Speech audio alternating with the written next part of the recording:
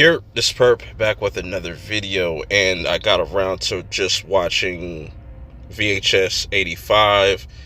I don't know how many VHS movies we're up to now, but this has a slew of different directors this time around. A lot of big names, a lot of strong names compared to last time around with 94. That wasn't such a good VHS movie. A lot of people were kind of mixed with that. They try to put a lot more humor in there, but this time around we're diving into the 80s and that 80s aesthetic, and we get a way more consistent kind of thing going on with 85 that I really like. The aesthetic, how every VHS movie kind of starts off.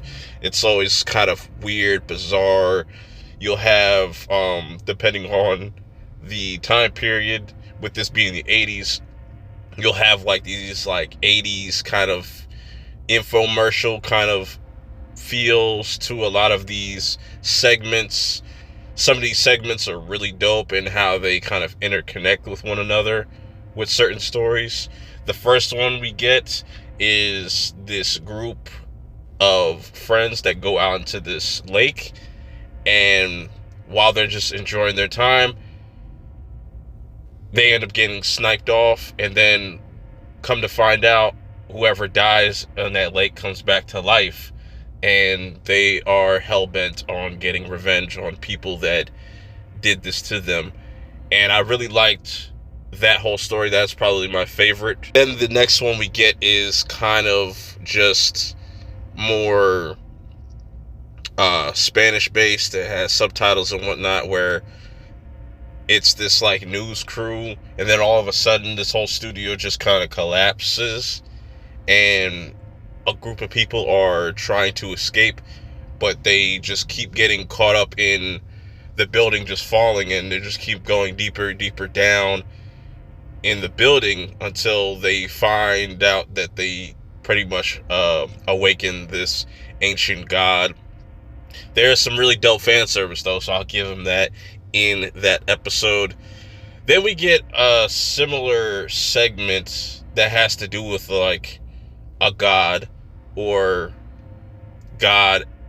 religion-ish, where you have this girl kind of talking about God and us trading that for a techno glove and iPhones. Not I like I, but I is an eyeball, and her just invoking that god of technology. And that was a really cool segment. I feel like that would probably be my second favorite, just because of the practical effects and how brutal that one was. There was one segment that I was a little mixed on. It's probably my least favorite. Well, one of my least favorites.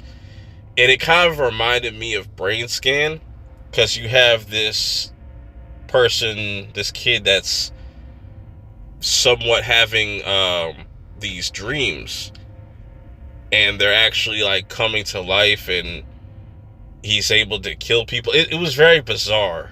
Maybe if I watch that again, I'll probably appreciate it more. But I like that whole POV kind of aesthetic that kind of ties into the whole mystery of what these cops are trying to figure out. And then, of course, you'll always have these little segments that are in between each main segment, which they were doing this thing with Rory. It's like this experimental creature thing, whatever. I wasn't too big of a fan of that.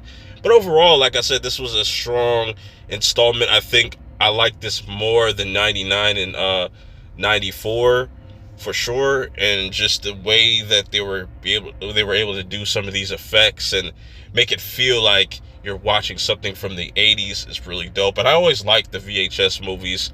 Even the ones that I like the least, I still like the fact that we get all these different kind of stories and different aesthetics and different vibes from different directors. But if you've seen this, let me know how you guys feel about it. Is this one of the best VHS movies? Who knows? I want to know your thoughts. Till next time, I'm out. Peace.